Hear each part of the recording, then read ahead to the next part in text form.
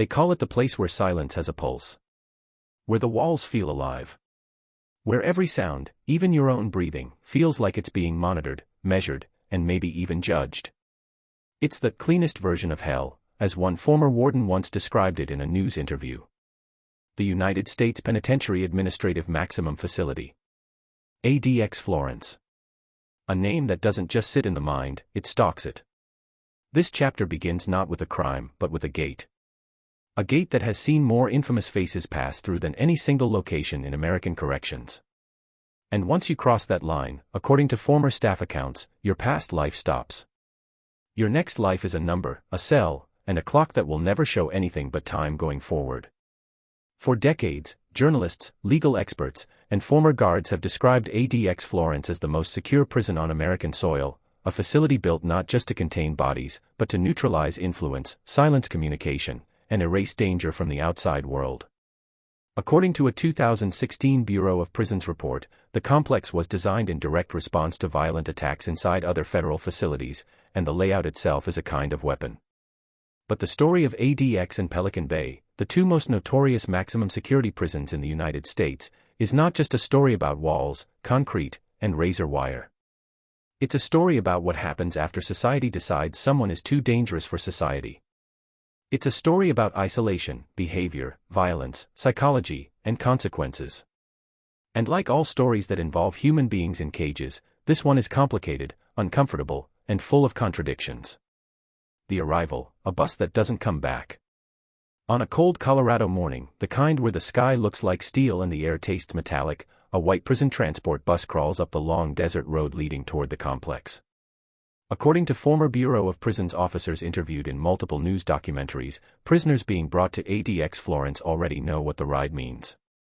They've heard the rumors. They've read the articles. They've listened to the stories whispered through the yard at other federal prisons. ADX isn't the place you get sent for making mistakes. It's the place you get sent when the federal government believes you cannot be allowed to exist anywhere else. From the outside, the building doesn't look like a prison. Not in the classic sense. There are no towering guard posts with searchlights sweeping over barbed wire.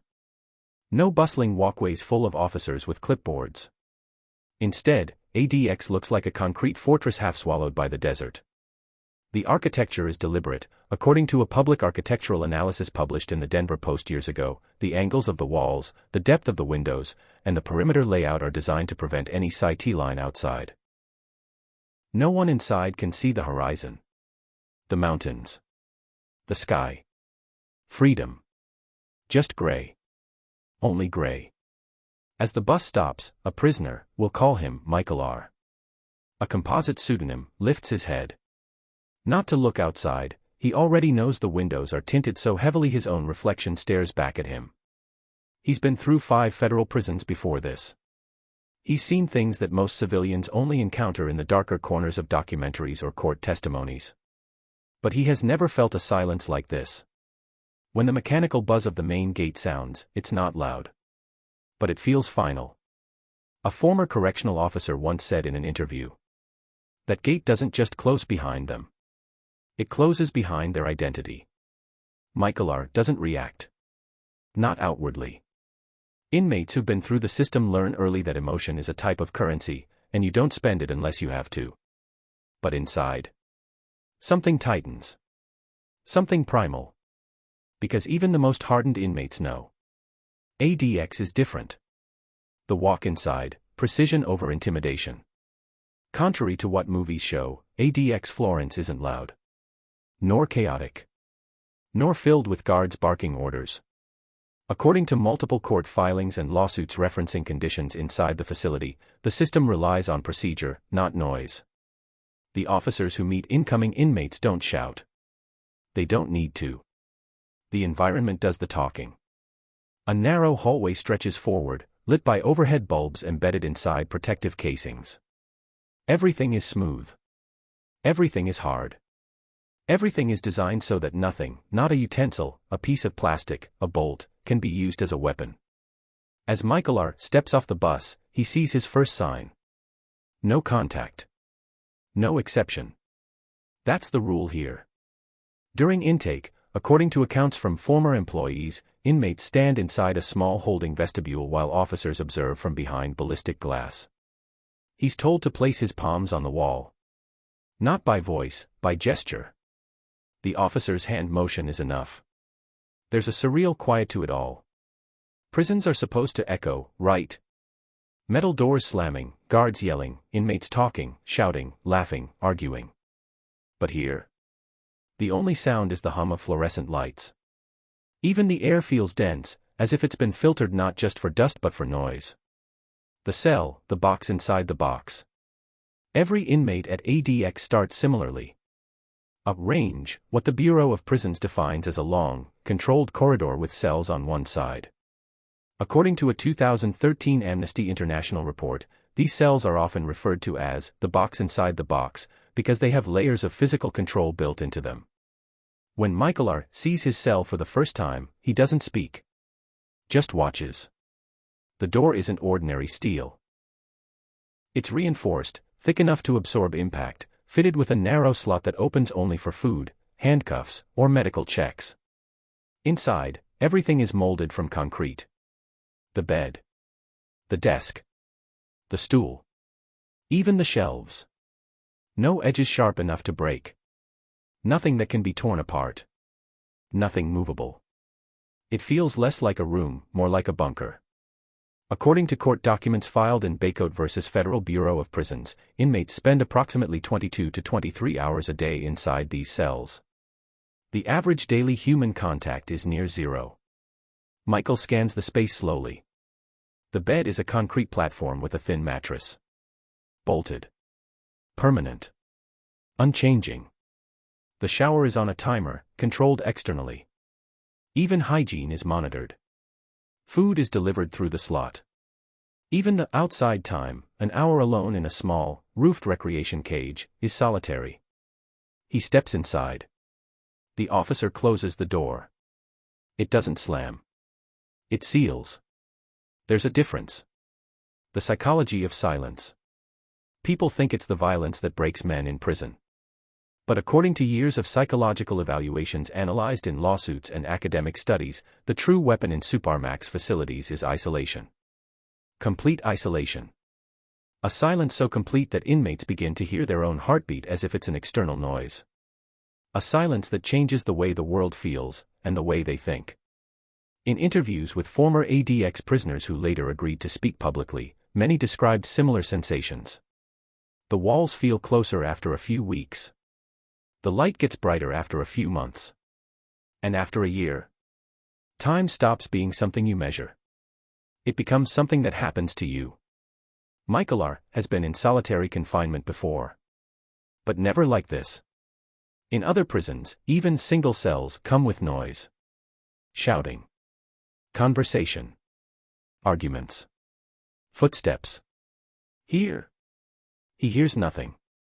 Nothing except his breathing. The buzz of the light. The faint hum of a ventilation system. And the occasional metallic click from a locking mechanism somewhere down the corridor. No laughter. No yelling. No footsteps passing by. As reported by multiple former inmates in public interviews, some men begin talking to themselves within a month.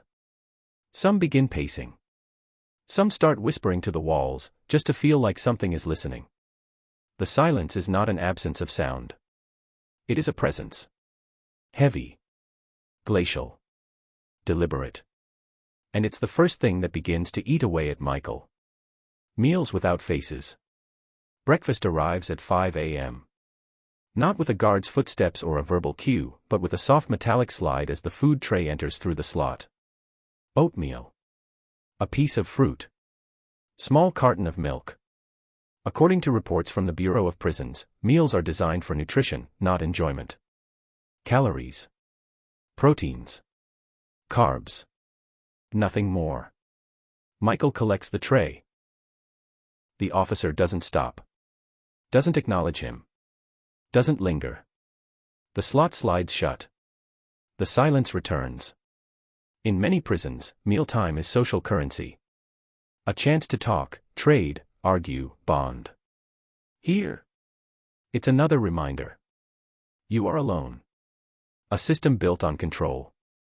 According to Public Bureau of Prisons policy statements, ADX follows a step-down program, a system that allows inmates to gradually earn more privileges over time. But this process can take years. Sometimes decades. And the rules of the mountain fortress are absolute. No physical contact. No group interaction. No shared yard. No communal meals. Limited reading material. Extremely restricted communication. Phone calls are monitored. Mail is screened. Visits occur behind thick glass. Everything is engineered to prevent influence, manipulation, or harm to others. In Michael's case, the official reason for his placement, according to public documents, is threat potential. In supermax language, that means the federal system believes he's capable of orchestrating violence, gang activity, or escape attempts even from behind bars. He doesn't deny it. But he also doesn't discuss it. Inmates with reputations know one truth. The less you say, the more you survive. The first night. When darkness settles, if it can be called darkness, since the lights in ADX cells are never fully turned off, Michael lies on the concrete bed. The mattress is thin. Barely padded. The pillow is a government-issued foam block wrapped in fire-resistant fabric. He stares at the ceiling. Not at the cracks, because there aren't any. Not at the stains, because there are none. ADX is clean. Immaculate. Almost unnervingly so. Too perfect. Former inmates described it as the kind of clean that makes your skin itch, because everything feels intentional. Everything feels planned. Everything feels controlled. He closes his eyes. But sleep doesn't come. Because sleep requires comfort. And comfort requires peace. And there is no peace here. Only silence. The kind that seeps into your bones. The kind that makes you listen for threats even when you know there are none. The kind that makes hours feel like shifting, dragging shadows. He lifts his hand and places it over his face. Feels the warmth. Feels the breath. Feels the pressure building behind his eyes. He has survived riots. Knife fights. Stabbings. Gang wars. But this is something else. This is a war inside his own head. And it is only the first night. Long before anyone enters California's Pelican Bay State Prison, they hear its nickname whispered through courtrooms, county jails, and prison yards across the United States. The pit. The bay. The end of the line. Even in the federal system, where ADX Florence dominates the mythology, Pelican Bay holds a different kind of fear. Not because it's cleaner or harsher or more technologically advanced. But because Pelican Bay is alive with history. A history of gang control, violence, uprising, hunger strikes, and psychological warfare that has been documented repeatedly in news investigations, state audits, and testimony presented in multiple public court filings. Where ADX Florence is a fortress of silence, Pelican Bay is a battlefield frozen in time.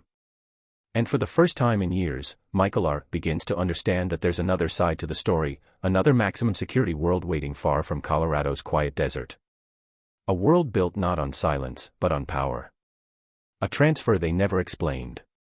Michael's second chapter begins not with an arrival, but with a piece of paper. A white form slid through the food slot at ADX Florence one morning. Plain. Unmarked except for a few lines of text. Transfer order, California Department of Corrections and Rehabilitation. Destination, Pelican Bay State Prison, PBSP. No reason stated. No timeline. No explanation. According to Public Bureau of Prisons policy, inmates are sometimes transferred between state and federal systems for various reasons. Security needs, cooperation issues, special jurisdictional agreements, or disciplinary decisions. But transfers from ADX Florence, the final stop, are rare. Unusual. And almost always strategic. Michael knows that. The officers won't answer questions. They rarely do. Not in ADX. Not about things that matter. Instead, he's left with the only thing worse than silence. Ambiguity. The chain begins. When the day finally comes, it arrives without warning. 4:13 a.m. The cell door opens, something that never happens unannounced in the supermax. 4 officers stand outside in full protective gear. Shields. Tactical vests. Plexiglass helmets. Standard procedure for high-risk transport, according to public training documentation from the Bureau of Prisons. Michael stands. Puts his hands behind his back. No resistance. He knows the drill. Cuffs. Leg shackles. Waist chain. Black box over the cuffs to limit movement. They guide him through a series of hallways he's never seen before, the exit path.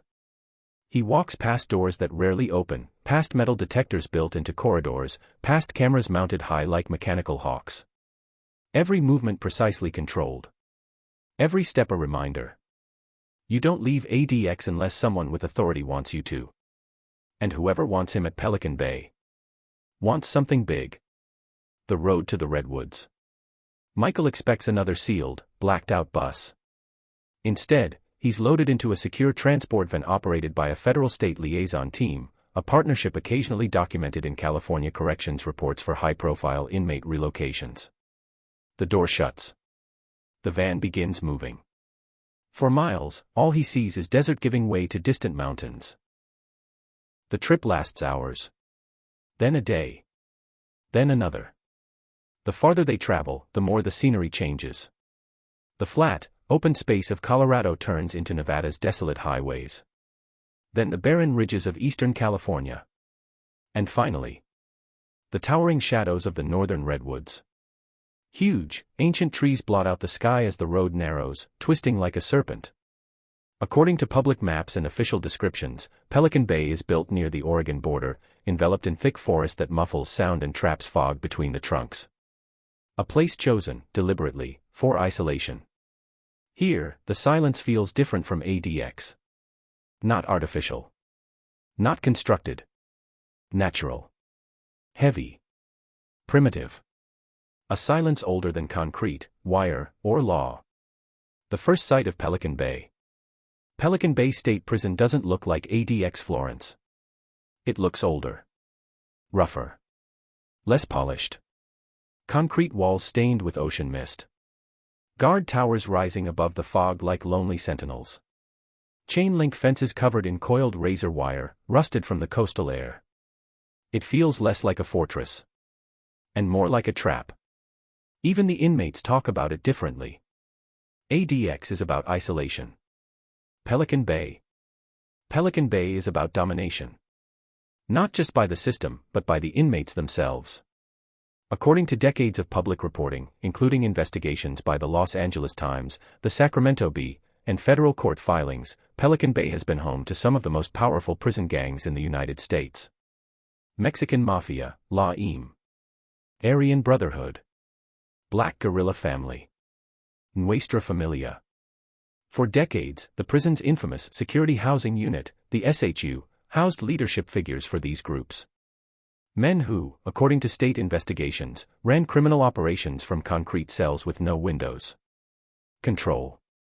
Power. Influence. ADX may cage the body. Pelican Bay cages the mind. And the power struggles inside are legendary. When Michael sees the facility through the tinted window, his jaw tightens. Because Pelican Bay is not a quiet grave like ADX. Pelican Bay is a battleground. Processing, a very different animal. Inside the intake building, the noise is immediate. Phones ringing. Officers calling out inmate numbers. Metal doors sliding. Keys clanging. Chain rattles. Chaos. Movement. Energy. The exact opposite of ADX Florence's silent chokehold. Michael's senses wake up in ways they haven't in months. Officers guide him through fingerprinting, photos, medical checks, and classification, procedures described in California Department of Corrections manuals. He hears conversations. He hears laughter. He hears arguments. And for the first time since before his ADX placement, he smells human sweat in the air. ADX sterilized everything. Even the atmosphere. Here, everything is raw. When one officer reads his transfer file, he raises an eyebrow. Florence, huh? A beat. Hope you're ready for something different. Michael searches the man's expression. There's no malice. Just honesty. Pelican Bay demands a different kind of survival instinct. One that has nothing to do with silence. And everything to do with danger. The yard, a power map with no rules written down. Before they take him to his cell, they give him a brief orientation. The kind that's not on paper. The kind delivered in a low voice by a correctional officer who's seen enough to know what matters. Listen carefully, the officer says.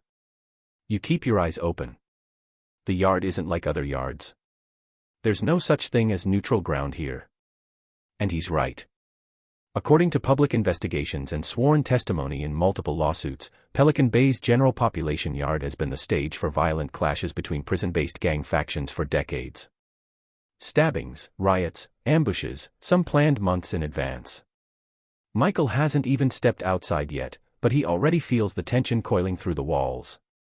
ADX was psychological. Pelican Bay is physical. Here, your alliances will decide your heartbeat. Your loyalties will decide whether you walk or crawl. Your silence can be misinterpreted. Your words can be used against you. He will have to navigate all of it. The SHU, a different kind of isolation. Even though the general population at Pelican Bay operates like a volatile ecosystem, the prison is globally known for one unit. The Security Housing Unit, the SHU. A place that rivals ADX in psychological pressure. Windowless cells. Low-level lighting. No group activities. No yard interaction. According to federal court findings, some inmates were held in Pelican Bay's SHU for over a decade, which ultimately sparked hunger strikes beginning in 2011 that were covered extensively by national media. Michael's file suggests he's heading there. High risk. Gang-affiliated cases in the past. Federal interest. Psych evaluation concerns. He's practically built for the SHU. So when they lead him through a long hallway toward a set of heavy doors with deep scratches and reinforced hinges, he doesn't ask where he's going. He already knows. The cell assignment. The officer stops. Unlocks the final door. Gestures toward the inside. Michael steps into a SHU cell. It's smaller than ADX. Darker. Harsher. The walls feel closer. The air heavier. At ADX, everything felt clinical. Sterile. Purpose-built. Here, it feels like a bunker, patched and repatched through decades of conflict. There are marks on the floor, grooves worn into the concrete by pacing footsteps. Scratches carved into the wall near the bed, though most are painted over. Evidence of lives lived under pressure. Of men breaking or surviving or both. Michael takes it all in. Then the door closes behind him. Not a seal like ADX. A slam. Loud. Final. Echoing. The sound reverberates through the concrete like a warning. The second silence. Pelican Bay's SHU silence isn't the same as ADX Florence's engineered quiet. ADX is controlled silence. Pelican Bay is oppressive silence, the kind that feels accidental but heavier. A silence rooted in history, tension, and the ghosts of men who've passed through. Michael sits on the concrete bunk and lets the reality sink in. He is no longer in the calm, suffocating grip of a supermax. He is in a cage where violence speaks louder than rules. Where gangs, history, and grudges echo through unseen cracks. Here, silence is not peace. It's anticipation. A voice through the vent. ADX had no voices. No noise. But Pelican Bay's SHU. It has vents. And vents carry sound. Not clearly. But enough. Within minutes of settling in, Michael hears a voice from somewhere in the ventilation system. Low. Curious. Testing. Florence. That where you coming from? Michael doesn't respond. The voice continues anyway. Heard the feds dropped something off today. You the something? Still, he remains silent. Men in places like this use conversation as reconnaissance. Every word offered is intelligence surrendered. The voice chuckles quietly. Don't worry. You'll talk eventually. Everyone does. The vent goes quiet. But the message lingers. Nightfall in the bay. When night settles over Pelican Bay, it doesn't feel calm. The fog rolls in thick from the forest, pressing against the prison walls. Lights glow dimly through the mist like dying embers. The temperature drops so sharply it seeps into the concrete. There's no peaceful desert silence here. Only tension. Michael lies down. He can't see the sky. He can't see the stars. He can barely feel warmth. But he feels the difference between ADX and Pelican Bay in his bones. ADX controlled you. Pelican Bay tests you. ADX suppressed violence. Pelican Bay breeds it. ADX buried inmates in silence. Pelican Bay forces them into choices. And choices, inside a place like this, decide who lives to see morning. Michael stares into the darkness. He's survived every system the government has thrown at him. But Pelican Bay? This place is a new kind of threat. A new kind of world. A new set of rules. And in the shadows of the redwoods, another inmate listens from a nearby cell. Waiting. Calculating. Wondering. Because transfers into the SHU don't happen randomly. Not here. Not ever. And the moment Michael arrived, someone out there, someone with power, started asking questions. The men in cell 42. The first rule of any high-security prison is simple. If someone knows who you are before you speak, that's never an accident. And on Michael R.'s second night inside Pelican Bay's SHU, he learns that rule fast. The voice from the vent isn't just small talk. Not in a place where conversation is currency and curiosity is a warning shot. Men in Pelican Bay rarely speak to new arrivals without a purpose. A motive. A calculation. Someone wants to know who Michael is. Not because they care. But because someone out there asked. And in Pelican Bay, when someone asks about you, it's rarely a friend. The night that wouldn't end. The fog outside thickens until it feels like the prison is drifting inside a cloud. Moisture creeps through cracks in the walls. The concrete floor chills under Michael's bare feet. He rests on the thin mattress but doesn't sleep. The SHU has its own rhythm, something between silence and tension, between calm and threat. He listens. Far down the tier, someone coughs. Metal creaks. A guard's boots walk past on patrol. A toilet flushes in some other cell. Steel vibrates from the pressure of footsteps above. Unlike ADX's sterile stillness, Pelican Bay is never truly quiet. There's always a sound, even if it's faint, a reminder that predators are nearby. Waiting. Watching. Breathing through the walls. Michael closes his eyes for only seconds. Then he hears it again. Not the same voice. A new one. Lower. Older. Steadier. Coming from the vent above his head. Florence boy. You awake? Michael says nothing. The voice doesn't need an answer. You're in cell 44, it says. I'm in cell 42. Michael hears a scrape of metal, maybe a spoon dragged across the vent grate, maybe a finger tapping the duct to signal location. Cell 42. Close. Too close. Then. I know why you're here. Michael's eyes open. But he doesn't move. He doesn't respond. Responding is engagement. Engagement is interest. Interest is weakness. Instead, he waits. Silence stretches. The voice breathes slowly. Tomorrow, it whispers, someone's gonna send you a message. The vent goes quiet. And the night becomes heavier. Morning, a message from nowhere. Pelican Bay mornings don't start with sunlight, the SHU has no windows. Only artificial lights that flicker awake at 5 a.m. Michael sits up. He doesn't feel rested. Just alert. When breakfast arrives, it's delivered like yesterday, a tray through the slot, no words exchanged. But this time, something is different. A folded piece of paper sits under his carton of milk. Contraband. Smuggled. Hidden. In a supermax unit where communication is restricted, controlled, and monitored, notes don't appear unless someone with reach wants them to. Michael picks it up. Unfolds it slowly. The handwriting is tight, angular, and deliberate. The kind of handwriting produced by someone who spent years writing with blunt pencils and dim light. The message is simple. Welcome back to California. We need to talk. No signature. No gang symbol. No nickname. But there's something else. A number. 42. Cell 42. The men from last night. And underneath that, another line, underlined twice. You're not here by accident. A history he wanted buried.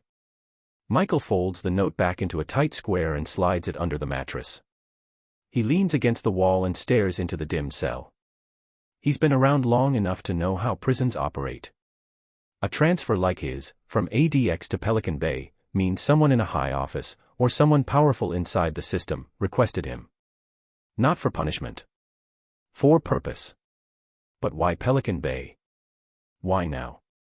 He thinks back. Not to his crimes, those are in the past, locked in court records and old headlines. But to California. Southern California. Years before his federal case, before the ADX arrival, before the violence that forced officials to isolate him, Michael had ties. Loose ones. Dangerous ones. Names whispered in visiting rooms. Deals cut in county jails. Favors traded in holding cells. All connected in some way to the massive prison-based gang networks that dominate the West Coast. Networks with leaders who once lived in Pelican Bay's SHU. Some of those men are dead now. Some transferred. Some still here. But influence doesn't die just because a body does. It lingers. It adapts. It evolves. And someone inside cell 42 believes Michael's past isn't finished with him. The men behind the vent. When lunch arrives, another message appears. Not a note this time, a knock. A slow, controlled tap on the concrete wall behind Michael's head. 3 taps. A pause. 2 taps. A signal. In prison, tapping codes vary, but one thing is always true.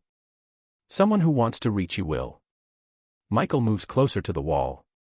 That you, the voice whispers from the vent. The same men as last night. Michael stays silent. The voice continues anyway.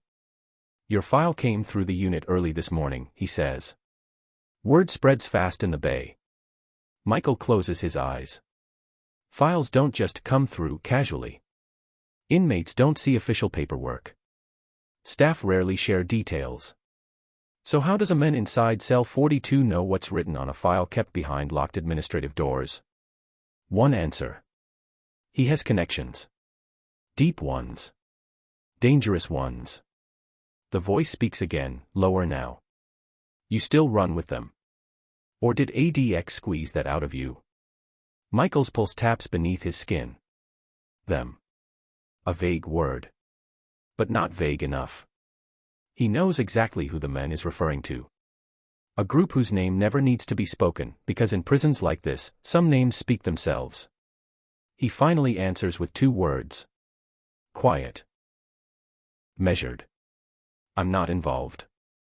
A long silence expands through the vent. Then, the man in cell 42 exhale laughs. Soft.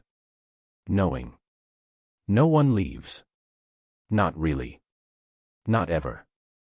The weight of old blood. Michael sits back on the concrete bunk. His breathing is steady. But inside, something shifts. Because cell 42 isn't threatening him. Not yet. Cell 42 is investigating him. Trying to determine why he's here. Who sent him? What he knows. What he owes. And whether he's a threat or an asset. Prison gangs operate on knowledge. Information. Patterns. And in Pelican Bay, especially the SHU, knowledge is survival. Michael knows this better than most. Years ago, back in Southern California, he had been a low-level affiliate, not a high-ranking member, not a shot caller, not someone with power, but someone close enough to be useful. He was involved in transport jobs. Smuggling. Passing messages from yard to yard. Nothing that would place him in leadership. But enough that certain names remembered him. Names that controlled their organizations from behind these very walls. Names that federal and state investigators documented for years. Names whose successors might be watching from the dark. And if those successors believe Michael owes something, they will collect. The guards know something too. Later that afternoon, during a routine cell check, a correctional officer pauses outside Michael's door. Not long. Just a second longer than necessary. A look. A tiny flicker of recognition. Then the officer moves on. But the pause was real. Intentional. Not an accident. Michael feels it. Pelican Bay officers are trained to notice inmate movement, communication patterns, and affiliation signals, details documented in California use of force and gang management policies. If an officer paused outside his cell, it's because someone talked. Someone asked about him. Someone wanted him watched. And that means someone with influence, either inside the prison or inside the state system, placed a quiet mark next to his name. 4. Monitor. 4. Observe.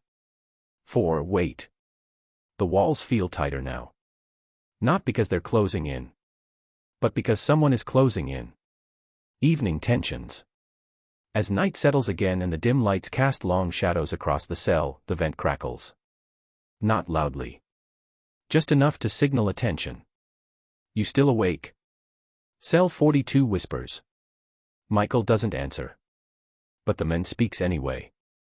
I've been here a long time. I know when the system wants something. And brother, they want something from you. Michael feels the words sink beneath his skin. The man continues. So before you make the wrong move, before you talk to the wrong person, I'm gonna give you one piece of advice. A pause. Think about who you crossed. Michael's jaw clenches. He doesn't respond. He doesn't need to. Because the truth hits him like a weight dropped in his chest. He did cross someone. Years ago. During a deal gone bad. Something that ended with police everywhere, guns drawn, men arrested, and alliances shattered. Something that forced him to flee California, and eventually into the hands of the federal system. Something he never thought would follow him into ADX. Or anywhere else. But Pelican Bay. Pelican Bay remembers everything. The name he didn't want to hear. Then the voice from cell 42 speaks again.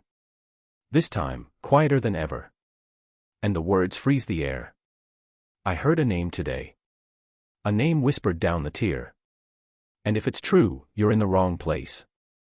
Michael forces himself to stay calm. What name, he asks, the first question he has asked since arriving. Cell 42 doesn't answer immediately. He draws in a slow breath. Then. Torres. The name lands like a blade. Not shouted. Not repeated. Just spoken once, enough to cut. Michael closes his eyes. Torres. A name tied to California gang politics.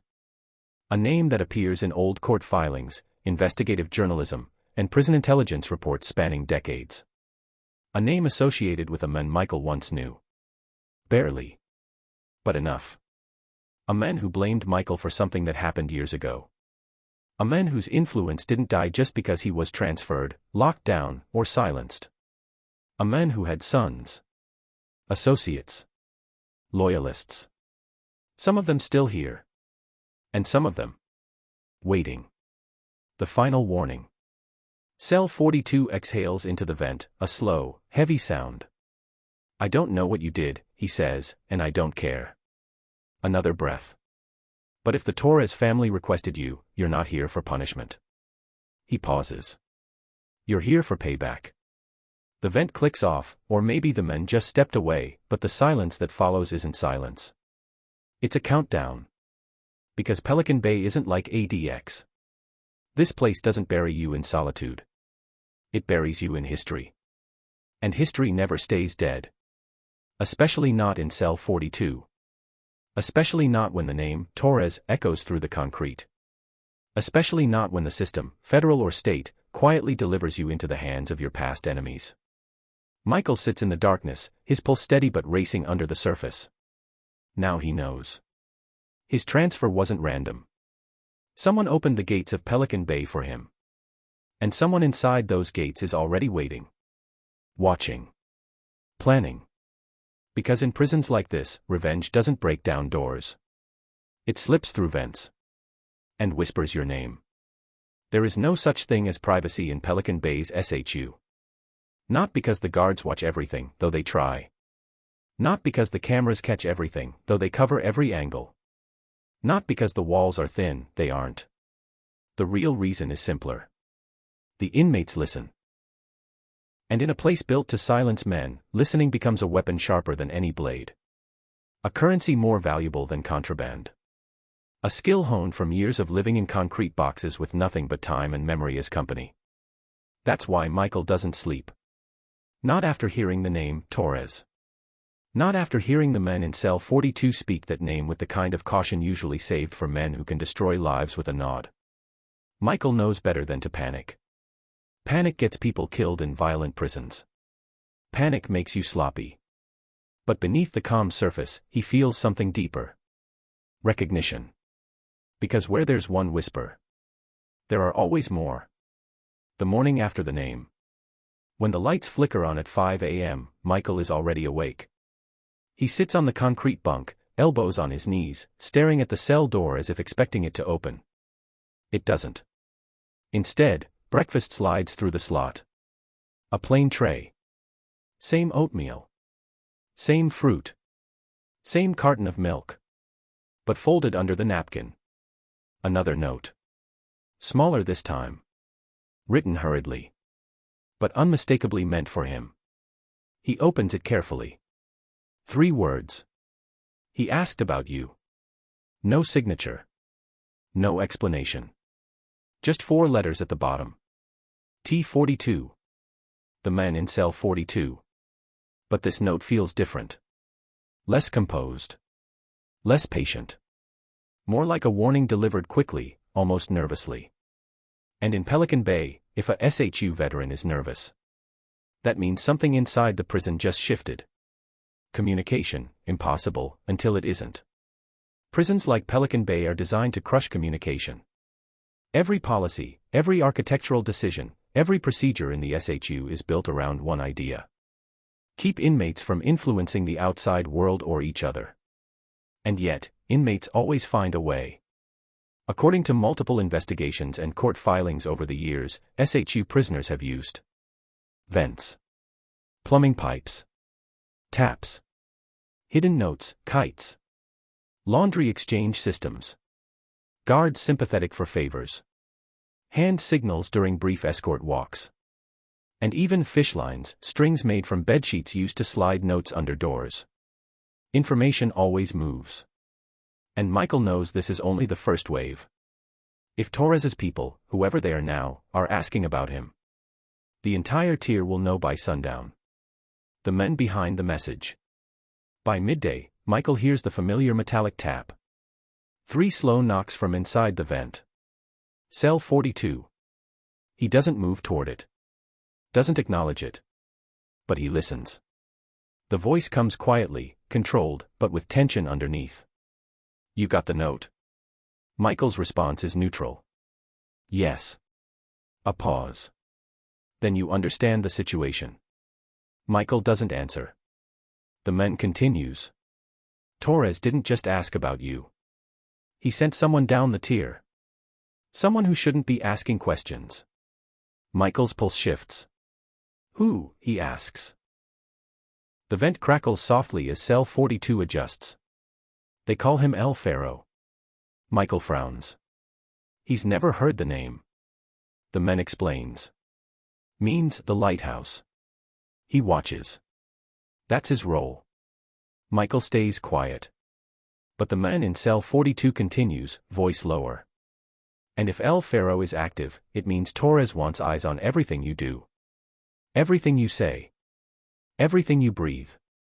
Michael presses his hand to the wall beside the vent. Not in fear. In focus. Because now the game is changing. El Faro, the invisible eyes. According to multiple investigative reports over the years, prison gangs often use low-ranking but loyal members as watchers, unofficial intelligence gatherers. They observe who talks to whom, who receives notes, who seems nervous, who stops eating, who gets sudden visits, who is transferred, who is isolated. And El Faro fits the mold. Cell 42 whispers. You won't see him. But he'll see you. Michael knows that's true. Watchers rarely reveal themselves. Not unless they want to be seen. Why Torres still has power. Torres. The name echoes through Michael's mind. It's been years since that night, the night everything fell apart. The night violence erupted, not because of betrayal, but because of miscommunication and panic. The night Torres blamed Michael for something Michael didn't directly cause. But guilt doesn't matter in prison politics.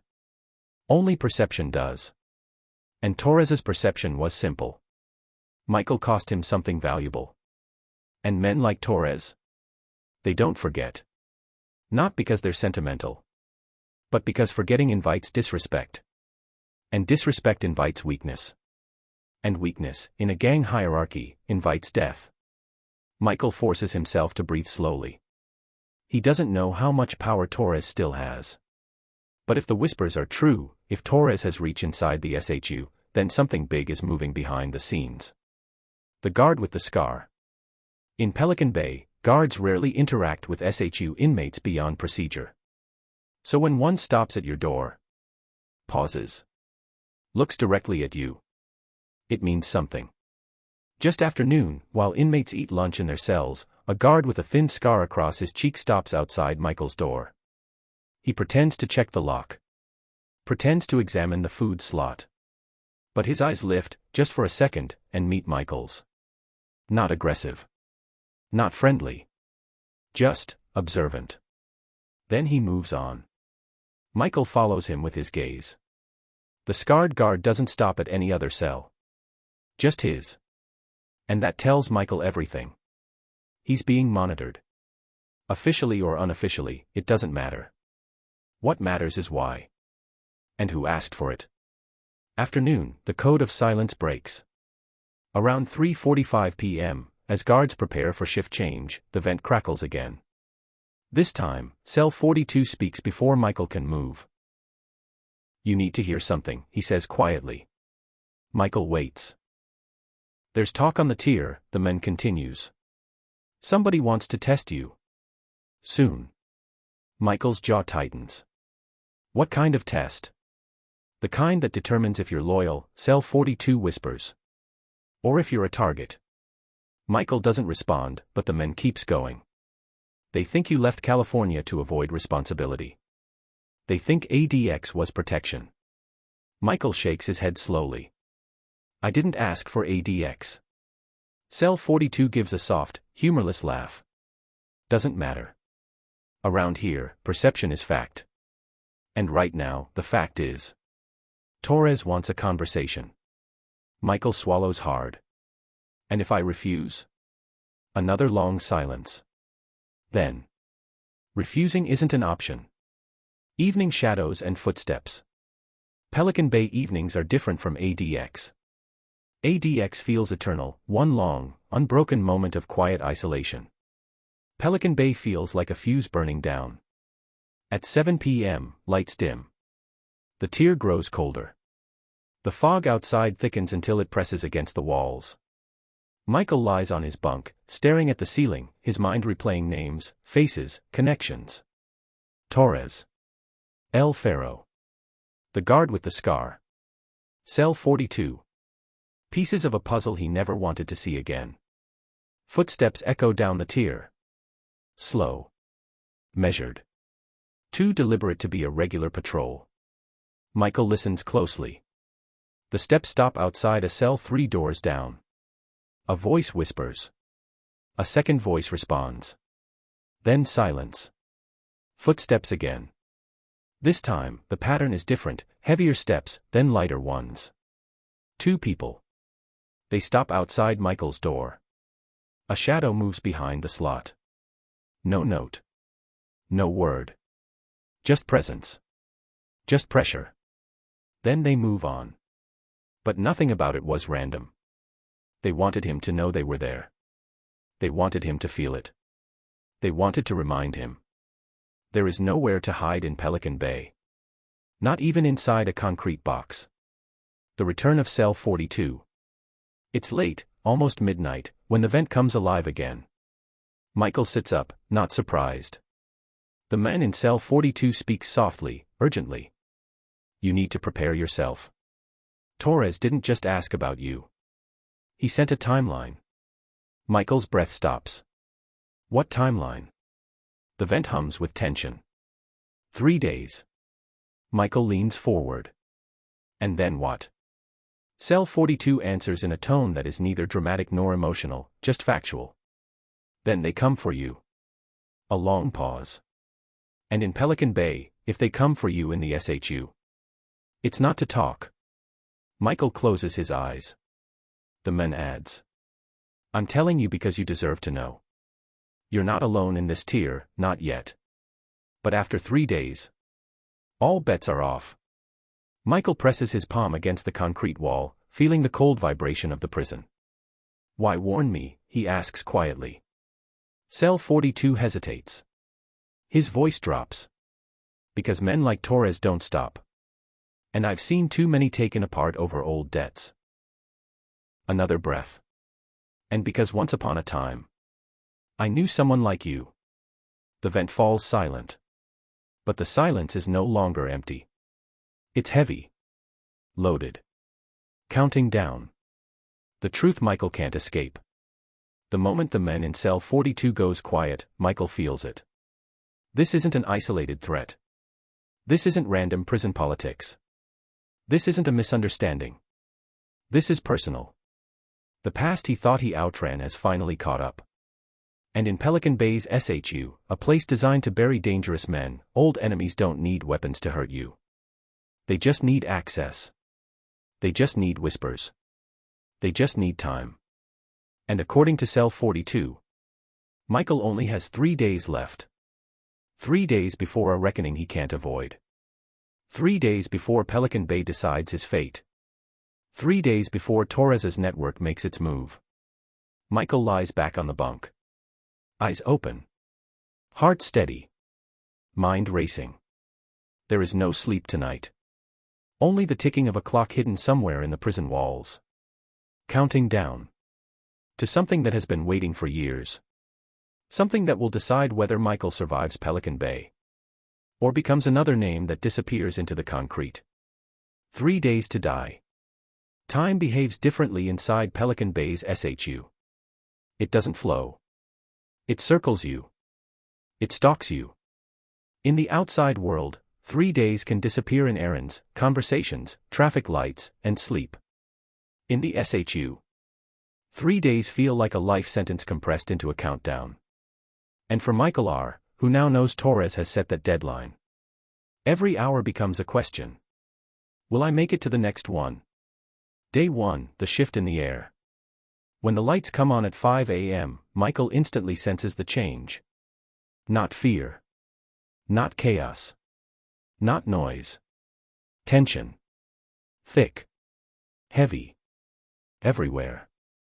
The tier feels different today, as if dozens of men who can't see each other somehow woke up with the same thought. Something is coming. He sits on the edge of the concrete bunk, elbows on his knees, eyes fixed on the door. His breathing steady. His pulse a quiet drum. The breakfast tray arrives as usual. But the guard doesn't push it in right away. For a split second, barely noticeable, the guard pauses. Looks at Michael. Not curiosity. Not pity. Recognition. Then the tray slides through, and the moment is gone. But that pause tells Michael everything. The staff knows.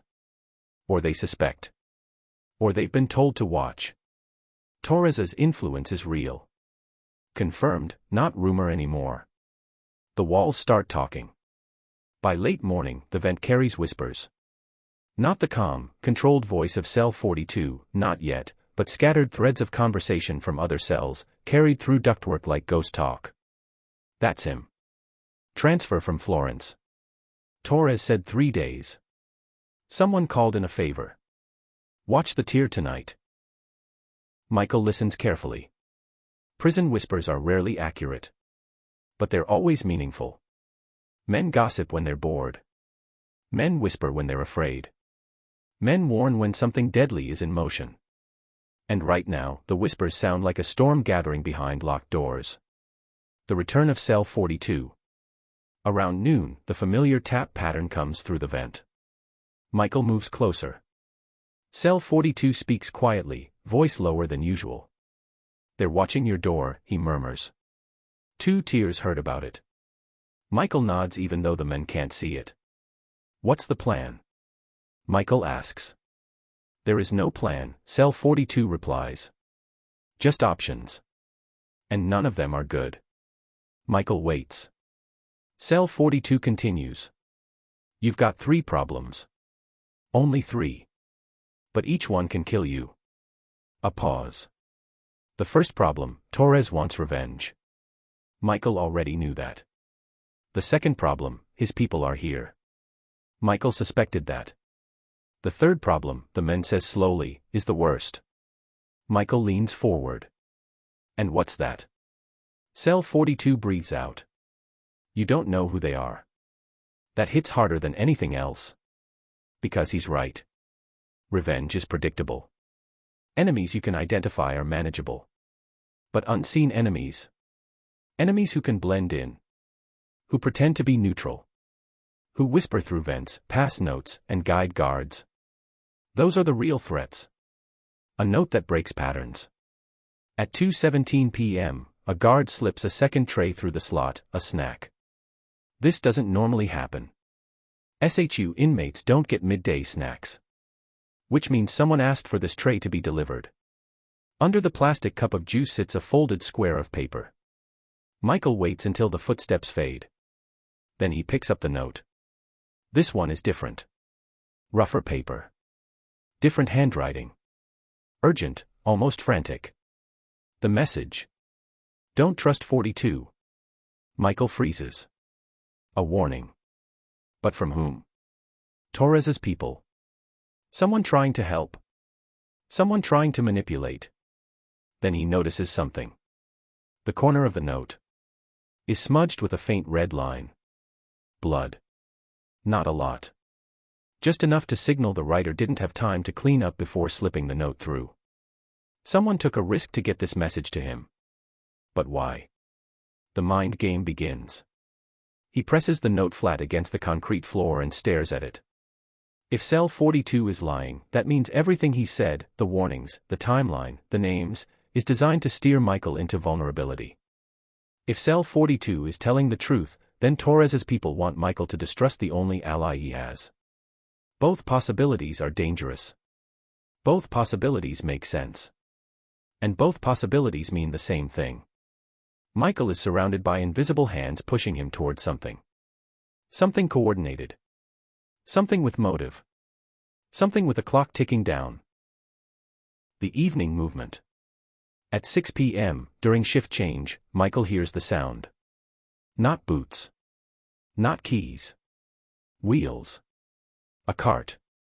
Inmates don't usually hear carts in the SHU unless something unusual is happening. Medical emergencies. Cell extractions. Specialized deliveries. Or officer movements intended to distract inmates. But this cart stops directly outside his door. Michael stands slowly, silent. The slot doesn't open. The door doesn't shift. Instead, someone slides something flat under the gap along the floor. A card. Not paper. A laminated ID-sized card with a crease in the middle. Michael picks it up carefully. It's a visitor log slip. Old. Yellowed. Torn. The name printed at the top hits him like a punch. Gabriel Torres. Visitor, Law Office, redacted. A visit logged 2 weeks ago. 2 weeks. Torres isn't just active. He's preparing something. And he's doing it through legal channels, ways the prison can't easily block. Michael flips the card over. On the back, written in the same ink as the earlier note. He knew you were coming. Michael feels the room spin. This isn't coincidence. This isn't prison rumor. Torres requested him. Torres arranged the transfer. Torres knew the exact week, maybe the exact day, Michael would arrive. This is planned. Deliberate. And personal. Nightfall, and the hidden audience. As darkness settles, Pelican Bay grows colder. The fog outside thickens until it feels like it's pushing through the vents. The SHU hums with quiet tension. And then the voices begin. Not loud. Not clear. Just soft, steady murmurs passing from cell to cell through the ventilation system, the underground communication network every investigative report mentions but no guard can fully stop. Did you see the card? Torres moved him on purpose. 3 days left. Cell 42 knows too much. Someone's gonna bleed. Maybe tonight. Michael closes his eyes. He's been in violent prisons for years. He's heard pre-attack whispers. He's seen setups unfold. He's watched men walk blindly into ambushes. And this quiet electricity in the air, is the same energy. The kind that precedes something lethal. Cell 42 comes back different. At 11:58 p.m., the vent crackles again. But Cell 42's voice is different tonight. Lower. Sharper. Less patient. You got the card, he says, not asking but stating. Michael doesn't respond. The man continues. Torres wanted you here. That's not news. Michael keeps his breathing calm. Cell 42 lowers his voice further. But you need to understand something. This place is not Florence. No one will save you here. Not the guards. Not the walls. Not your silence. Michael exhales once. What does Torres want? A long pause. Then. He wants to talk. Michael waits. Cell 42 finishes.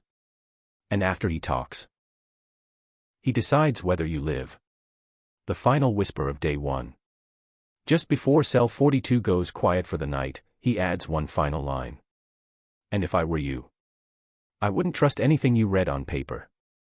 Then the vent goes silent. Michael stays awake long after. Because he now understands the shape of the battlefield he's standing in. Torres controls the narrative. Someone sent a warning not to trust 42. Someone else wants him confused. The guards are watching. El Faro is observing. The tier is whispering.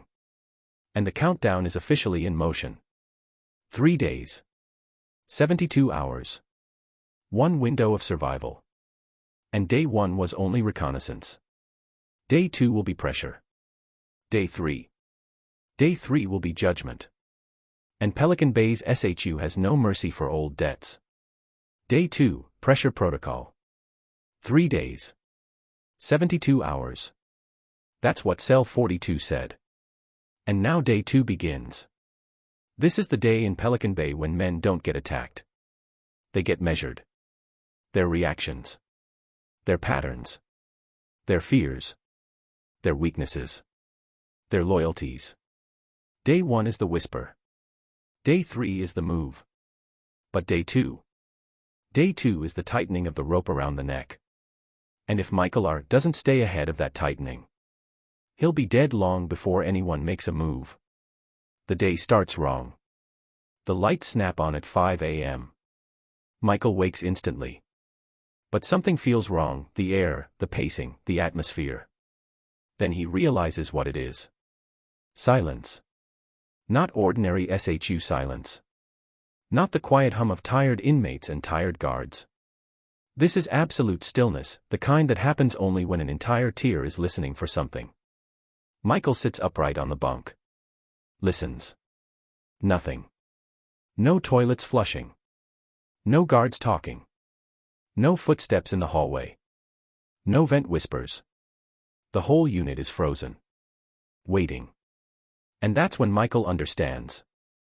Someone told them to be quiet. A signal. A code. And codes inside Pelican Bay never mean anything good. The tray that doesn't come. Breakfast is late. Not by much, 5 minutes, maybe. But in the SHU, routines are religion. Schedules are lifelines. Patterns are safety. A delay means one thing. Something is happening somewhere. When the tray finally arrives, the guard avoids eye contact. Slides the food through the slot too quickly. Moves on too fast. Michael watches him walk away. No pause. No glance.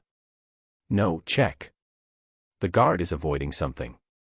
Or avoiding being associated with something. Michael lifts the tray. No note underneath. But he notices something small, barely noticeable unless you're looking. His carton of milk is different. It's from a different batch. Different date stamp. Different facility code. A detail that means nothing to civilians. But to inmates, it means someone handled this tray separately. Someone touched his breakfast before it got to him. It could be nothing. Or it could be everything. Cell 42 breaks the silence. At 9:13 a.m., hours after the tier's unusual quiet, the vent crackles. Michael listens. Cell 42 sounds different today. The calm voice is still there, but underneath it is something sharper. Urgency. They made their first move, he says. Michael keeps his breathing steady. What move? Cell 42 answers softly. They isolated you. Michael frowns. How? I'm in the SHU. Not that kind of isolation, Cell 42 whispers. Information isolation. Michael waits. They told the tier not to talk to you today. Michael processes that. Prison gang networks use information deprivation as pressure, to disorient, to manipulate, to force inmates to lean on the wrong sources. To make them vulnerable. Cell 42 explains. You'll hear nothing today except what they want you to hear. That's the protocol. Michael exhales slowly. Torres. Who else? Cell 42's voice dips. And if they want you confused, they'll start sending lies. Mixed with truth. Mixed with fear. Michael doesn't respond. The man adds. For the next 12 hours, assume everything you hear is bait. The first visitor, footsteps that don't belong. Around noon, footsteps echo down the tier. Not guards. Not boots. Softer. Different. Civilian shoes. Legal shoes. State investigators sometimes visit the SHU unannounced, documented in public oversight reports. Lawyers. Advocates. Internal affairs. But they never come to this part of the SHU without purpose. The footsteps stop near Michael's cell. A shadow appears behind the slot. Someone stands there for a full 5 seconds. Then. No knock. No introduction. Just silence. Then they walk away.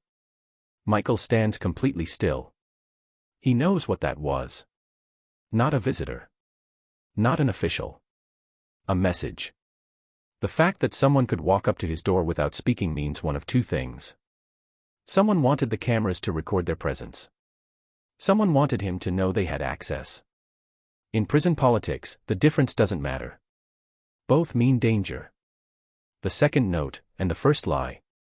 At 3:21 p.m., during the afternoon meal, a note appears under Michael's tray.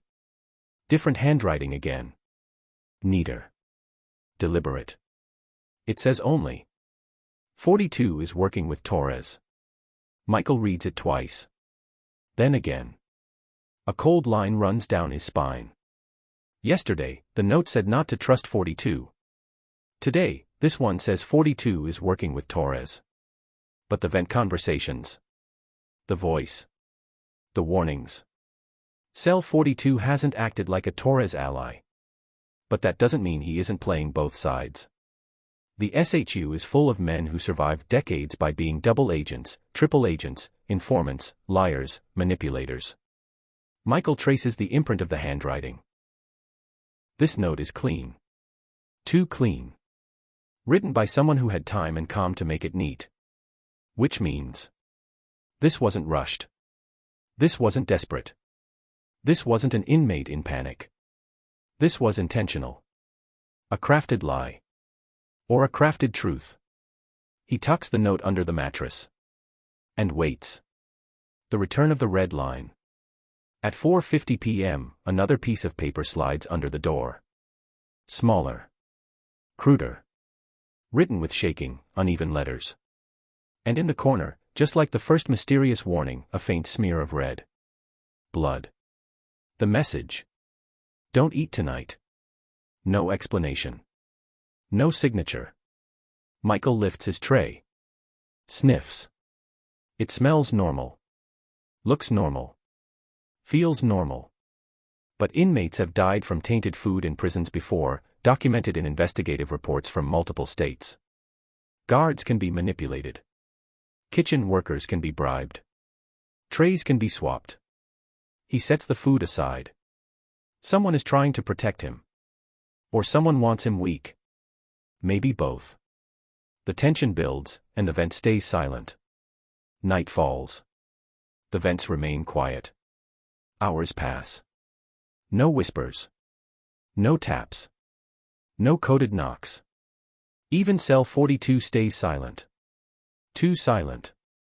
Michael lies on the bunk, staring into the dark, replaying every warning, every note, every pause from a guard. Meanwhile, the tier hums with tension, not noise, but energy. Something is brewing. Something coordinated. Something close. And then. At 10:37 p.m. The vent crackles. Finally. But it's not cell 42. It's a different voice. Rough. Hoarse. Older. You got 2 days. Michael tenses.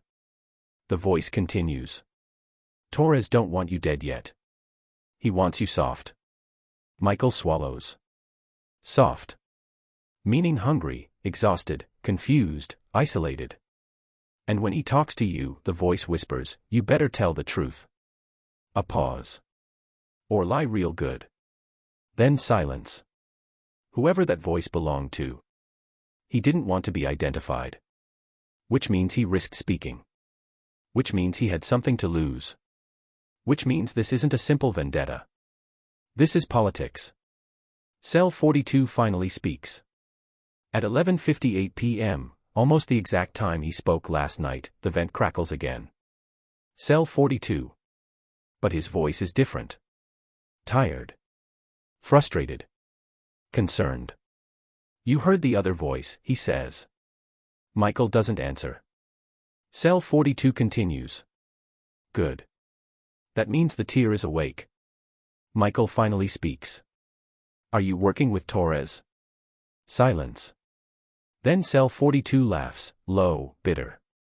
If I was working with Torres, he says quietly, you'd already be dead. Michael takes that in. Cell 42 lowers his voice further. They're trying to turn us against each other. Classic SHU manipulation. You think you're the first man they tried this on. Michael stays silent, processing. The man continues. Let me be clear. I don't work for Torres. I don't work for anyone. I survived here by keeping my ears open and my mouth mostly shut. Another breath. And I warned you because you needed warning. Michael exhales slowly. Cell 42 finishes. They're going to test you tomorrow. Hard. And how you react will decide how the next 48 hours unfold. Michael leans forward. What's the test? Cell 42 answers with 3 words. You'll know it. Then he goes quiet again. And Michael is left alone with the truth. Day 2 wasn't about hurting him. It was about shaping him. Breaking his trust. Breaking his routine. Breaking his certainty. And now there are only 2 days left before Torres.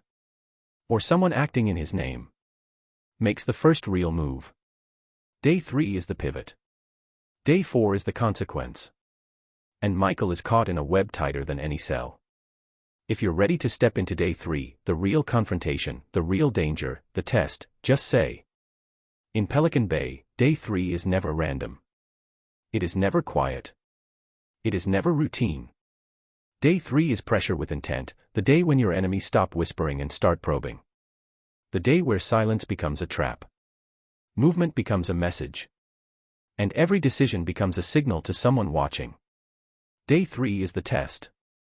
And Michael R., sitting alone in his SHU cell with only his heartbeat to keep him company, knows at the moment the lights slam on at 5 a.m. Because today, even the air tastes different. Cold. Metallic. Electric with expectation. The tier moves before the guards do. Michael notices the change before any tray arrives. Footsteps. Soft. Light. Not guards. Inmates. SHU inmates shouldn't be out at 5:04 a.m. Not unless something unusual is happening. He stands. Listens carefully. The steps are too synchronized. Too controlled. Too purposeful. This isn't an escape attempt. Not a riot. Not chaos. This is transport. Someone is being moved. And in places like Pelican Bay, a transport at dawn usually means one thing. A meeting is being arranged. Outside normal rotation. For someone very specific. Michael swallows. Is it him? No, there would be officers at his door. Cuffs. Orders. But whoever is being moved is part of the setup for the test. Because today, the test won't be a note through the vent. Or a whisper. Or a shadow. Today, they want something real. And real tests involve bodies. The strange breakfast. At 5:32 a.m., breakfast finally arrives. Not from the usual guard. Not with the usual pacing. This guard is younger. Tense. Eyes straight ahead, avoiding even a flicker of eye contact.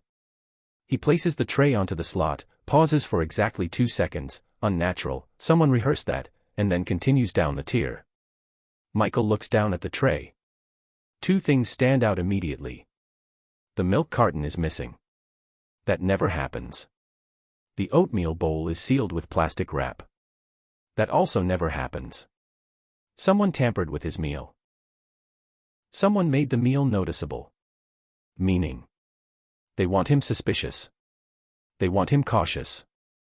They want him thinking the danger is in the food.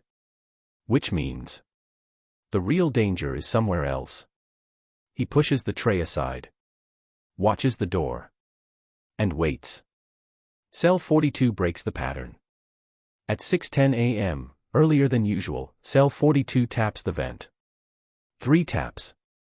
Pause. 3 taps again. A signal. But a different one than before. When Michael moves closer, the man's voice is urgent, almost strained. They're moving people for you, he says quietly. You hear the footsteps. Michael nods. That's not standard, Cell 42 continues. That means they're setting up the test. Michael keeps his voice level. What kind of test? The vent crackles with tension. The kind that makes you react. The kind Torres uses to measure a man's loyalty. Or his fear. Michael waits. The man continues. They're bringing someone down the tier today. Someone they want you to respond to. Could be a familiar voice. Could be an enemy. Could be bait. Michael's jaw tenses. Cell 42 lowers his voice even more. Whatever happens, you can't be the first one to speak. You speak first, you lose. Michael nods slowly. The man adds. And remember, the test is never the obvious thing. Never the food. Never the guard. Never the first threat. Michael leans in. So what is it? Cell 42 whispers one word. Contact. Before Michael can respond, footsteps echo down the tier, louder this time. Cell 42 cuts off immediately. Silence swallows the vent. Someone is coming. The arrival of Cell 27. At 7:02 a.m., they move a new inmate onto the tier. New to Michael, at least. Heavy footsteps. Chain drag. Short burst commands from officers. Michael listens closely. The inmate is placed in Cell 27, 3 doors down, same side of the tier. Too close to be random. Too close for comfort. Too close for coincidence. The moment the officers leave, the man in cell 27 begins pacing. Intentional pacing. Hard heels striking concrete. Not nervous, performing. Then he stops. And speaks. "Michael," he says. Loud enough to carry. Michael's blood chills. How does this man know his name? He doesn't answer. Cell 27 laughs quietly. "You don't recognize my voice." Michael freezes. The voice. Something about it is familiar. Not from ADX. Not from Pelican Bay. Not from Federal County Holding. It's from years earlier.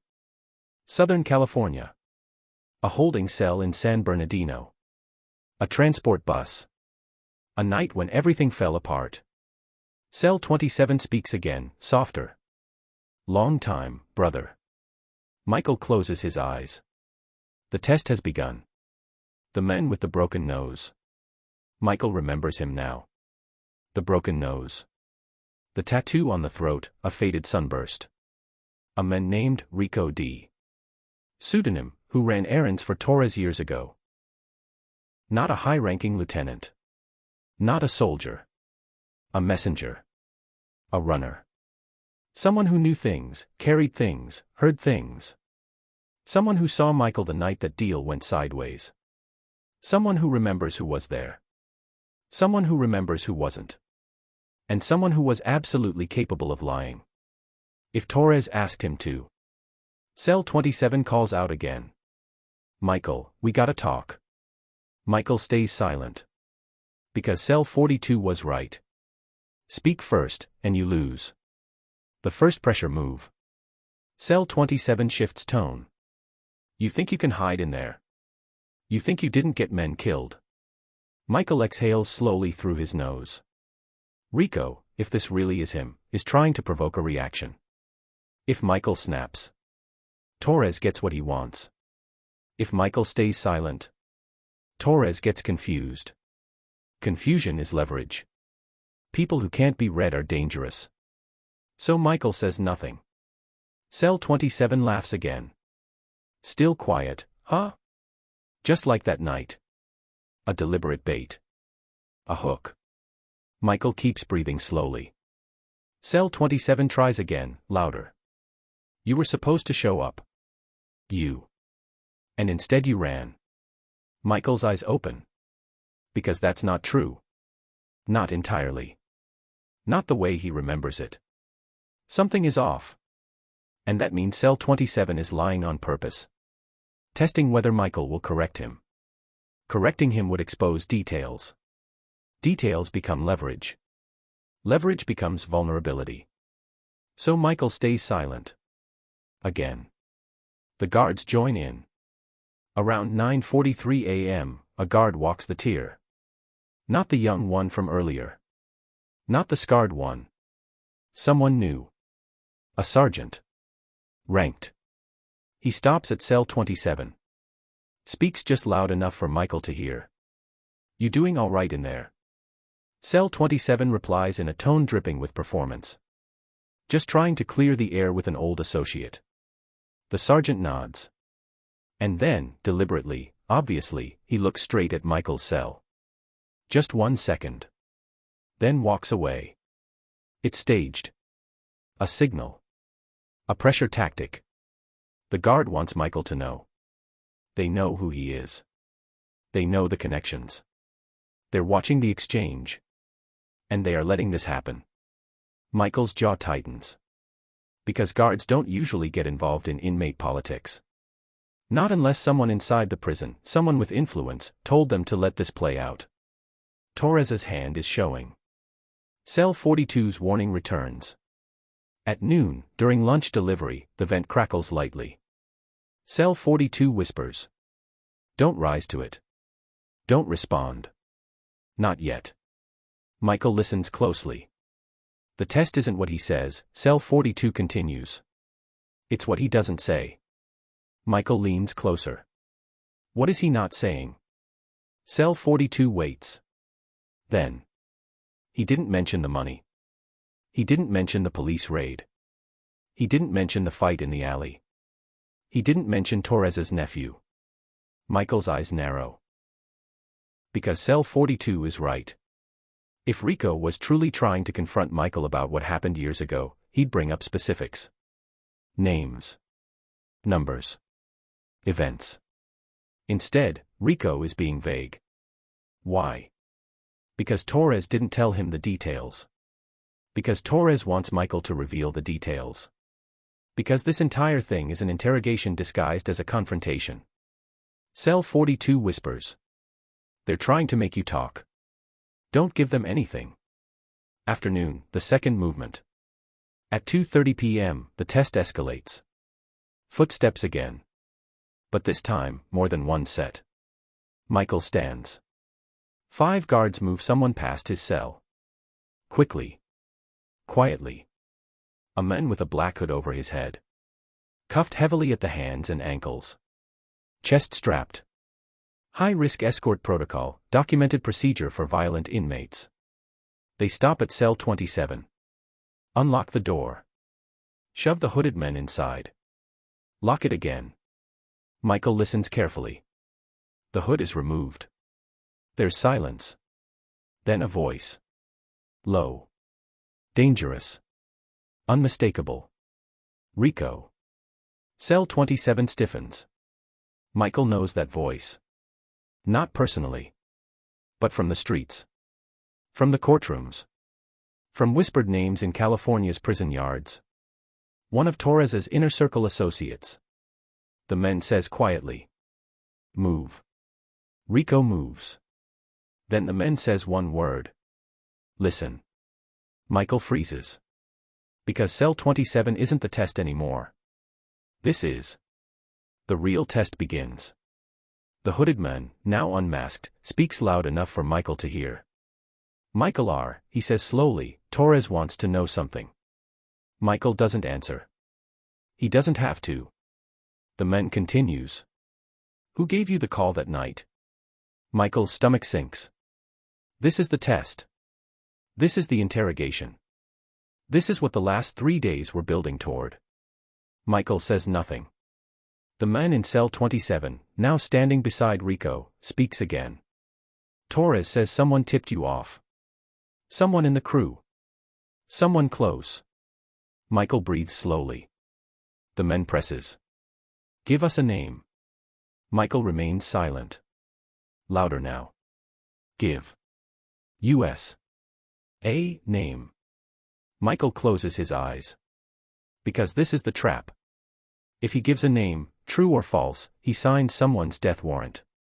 If he refuses, Torres will assume he's protecting someone. If he panics, they win. If he talks, they win. If he lies badly, they win. If he stays silent too long, they'll escalate. Michael opens his eyes. Keeps his jaw tight. And stays silent. Not a word. Not a breath wasted. The man on the other side of the wall mutters. That's your answer? Michael doesn't move. The man laughs, not amused, but acknowledging something. Torres said you might do that. Then. He said to give you one message. Michael waits. The voice drops into a chilling, quiet tone. You've got 1 day left. The footsteps fade. The guards escort the men away. Rico stays silent. The tier vibrates with tension. And Michael understands. Day 3 wasn't the attack. It was the evaluation. Day 4 will be the consequence. Final whisper of the night. At 11:59 p.m., the vent crackles gently. Cell 42 speaks. You did the right thing, he whispers. Michael exhales, slow. But now, cell 42 adds, you only have 1 day to figure out how to survive what comes next. Michael closes his eyes. Because he knows what day 4 means. In Pelican Bay. Day 4 isn't a test. Day 4 is a sentence. If you want the next chapter, the one where the threat becomes physical, immediate, and irreversible, just say. Continue with chapter 8. You said. Start chapter 8 and end the story. Thank you. We may reach chapter 10 please, let's see. ChatGPT said. Thought for 27s. Chapter 8, The Lockdown Legacy. By the time the doors slam at night inside America's most secure prisons, the rest of the country has already moved on. The evening news runs a 30-second segment on a gang bust, a sentencing, a riot, then cuts to sports and weather. But inside ADX Florence and Pelican Bay, nothing ever just blows over. Every decision, every fight, every whispered order in a shower stall leaves a mark that can last for decades. And that's where we are now. The final chapter of this story isn't about one single riot or one infamous inmate. It's about what these places have become, and what it means when a country decides some people will live out their lives in concrete boxes, almost completely alone. It starts, like it often does, with paperwork. According to federal records and court filings, the United States Penitentiary Administrative Maximum Facility, ADX Florence, was designed to be the Alcatraz of the Rockies, the end of the line for the most dangerous federal prisoners in the system. According to former prison officials, it was meant to solve a specific problem: prisoners who were so violent, so connected, or so notorious that no other prison could safely hold them. On paper, it sounded clinical, rational, controlled. In reality, it became something else, a symbol. A symbol that the government would always have one last step beyond maximum security. Pelican Bay State Prison, up in California's remote redwood country, followed a similar logic. According to state documents and investigative reports, its security housing unit, the SHU, was built to isolate the most violent, most disruptive prisoners in California's bloated prison system. Tiny windowless cells. Years of near-total isolation. Supporters called it necessary. Critics called it psychological warfare. And the men who lived there, they called it the box. Now imagine you're hearing this not as a news clip, but as a former inmate, sitting in a small apartment years later, trying to explain to someone who's never seen the inside of a prison what those places really do to people. You tell them about the silence first. Not the peaceful kind. The kind that buzzes. The kind you hear when you press your ear against a thick door and realize there are hundreds of people within a few yards of you, but you can't see a single face. According to multiple lawsuits and human rights reports, men in ADX have gone years without touching another human being, except maybe in handcuffs. You tell them about the routines. The same walls. The same motion-activated lights.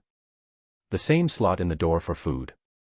The same walk to a small concrete recreation pen, sometimes called a dog run, where the sky is visible but the world is not. You tell them about the way time breaks. Because in Pelican Bay's SHU or ADX's control units, the calendar on the wall doesn't just mark days, it becomes a survival tool. I have to make it to next Thursday, a man might tell himself. That's the day I get a new book.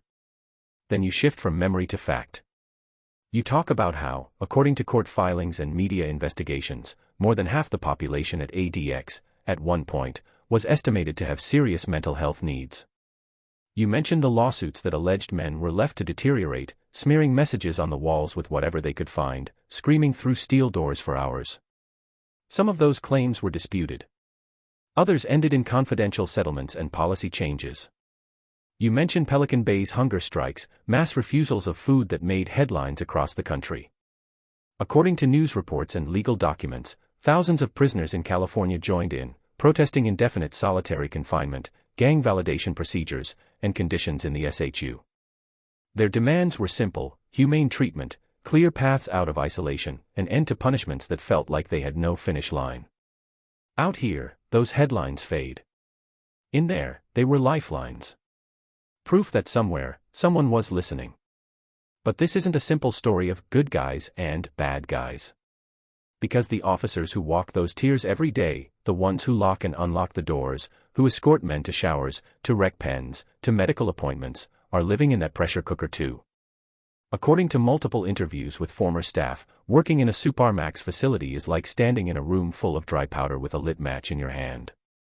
One mistake, one misjudged decision, and everything can blow. They go home and people ask, "So what do you do for a living? And how do you answer that?" "I supervise the most dangerous prisoners in the country," doesn't capture the stress of knowing that if someone gets out of their restraints, or if a door doesn't latch, you might not make it home. Nor does it capture the moral weight of watching men slide into psychosis behind unbreakable glass. So the system builds stories to cope. On one side, the story goes like this. These are the worst of the worst. Terrorists. Cartel bosses. Gang shot callers. Men who killed inside other prisons. You can't treat them like everyone else. You can't give them regular privileges. If you do, people die. On the other side, the story sounds different. No matter what they've done, they're still human beings. Solitary confinement for years, sometimes decades, causes damage you can't see from the outside. It doesn't just punish, it erases. The truth? It sits, heavy and uncomfortable, somewhere in the middle. Because ADX Florence and Pelican Bay were not accidents. They were choices.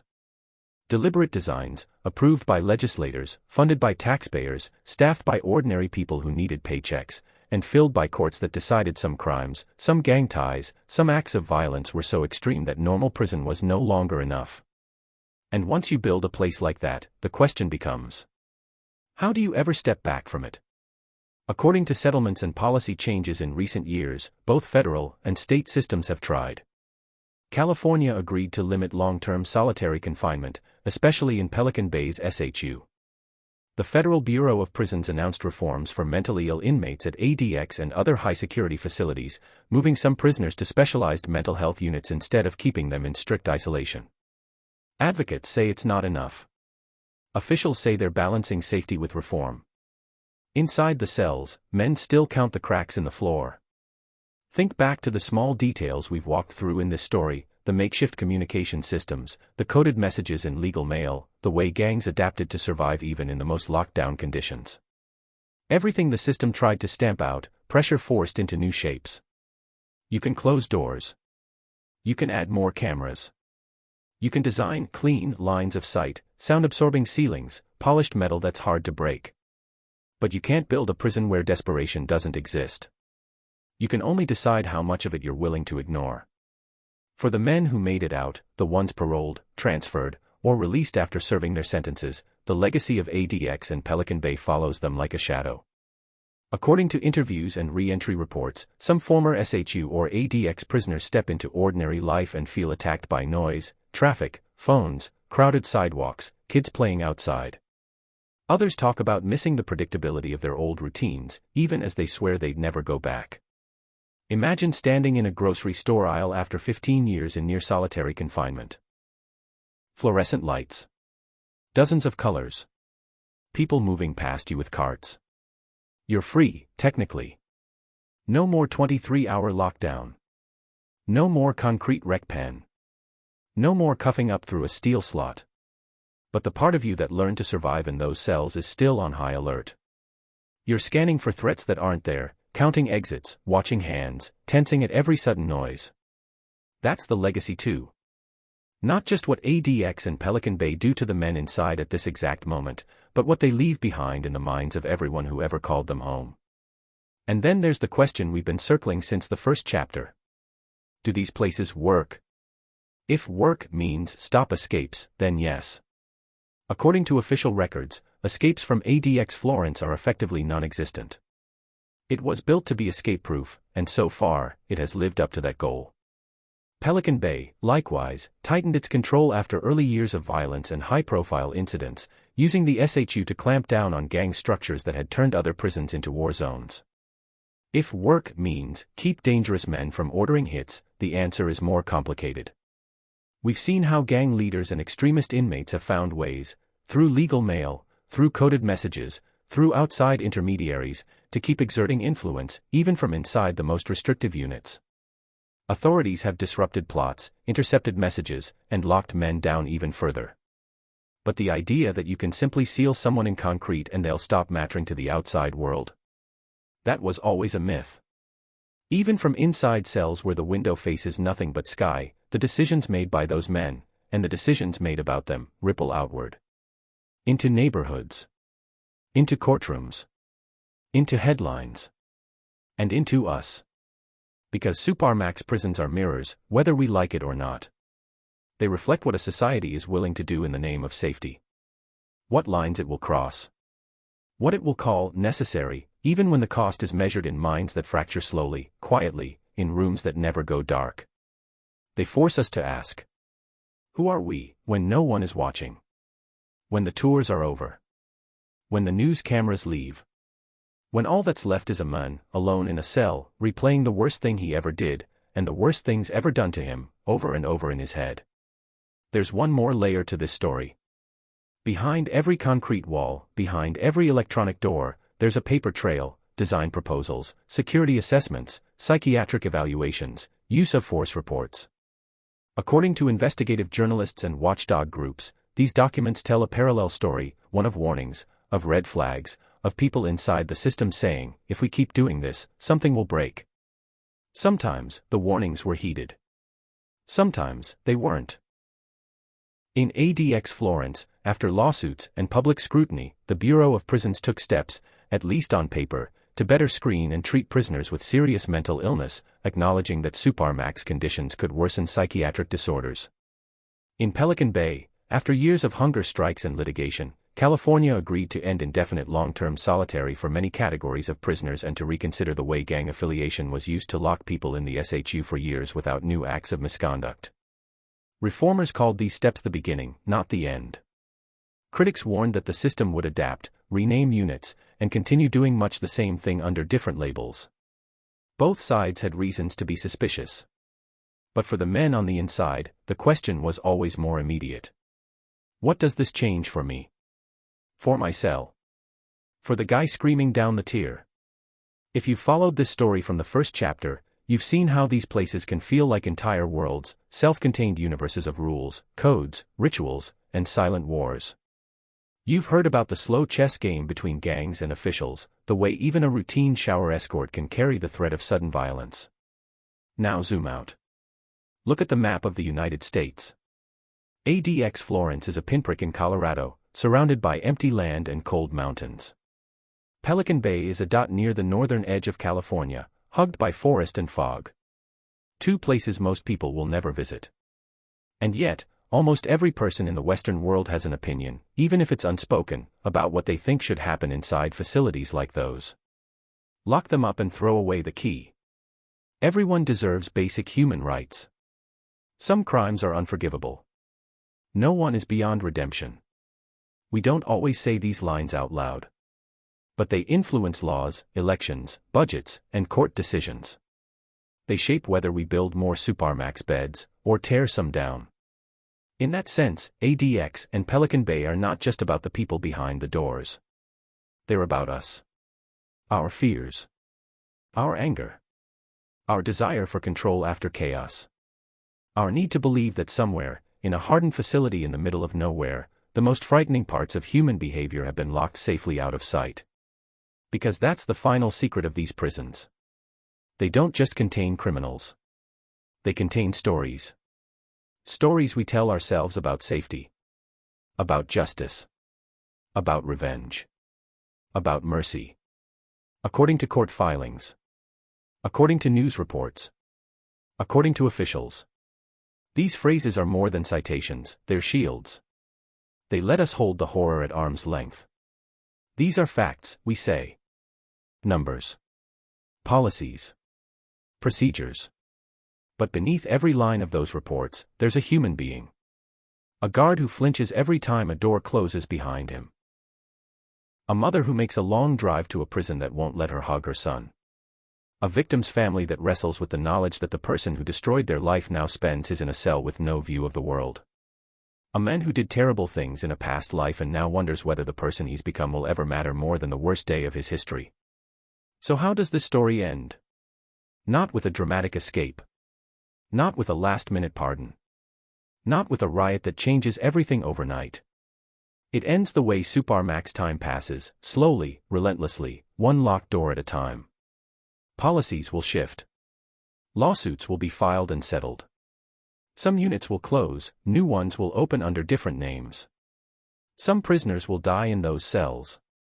Others will be transferred to lower security. A few will walk out, blinking in the daylight, into a world that has no idea what it means to spend years staring at the same patch of concrete. And ADX Florence will still stand in the Colorado desert. Pelican Bay will still rise from the trees and fog of Northern California.